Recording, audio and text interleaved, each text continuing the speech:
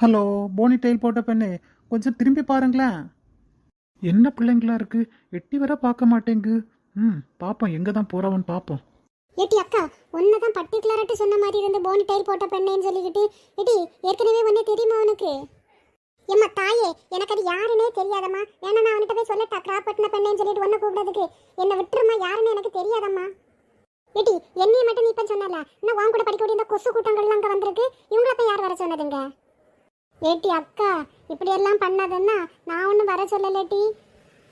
ஏட்டி உனக்கு வந்த ரத்தம் எனக்கு வந்த தக்காளி சட்னியா? பேசாம இருந்ததை பார்த்துக்க.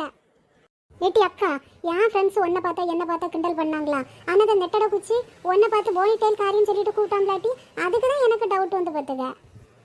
லேய், நம்ம கிளாஸ்ல உள்ள அந்த கண்ணாடி விழாண்ணா வந்து நிற்கல, எங்கேயோ போறவ போல இருக்கு. கேள் இல்லை அவ எங்கே போறான்னு. இல்லை போல, நீ போய் கேளாமல. யாமல இப்போ என்ன பிரச்சனையில மாட்டி விடுங்க லூசு வேலை.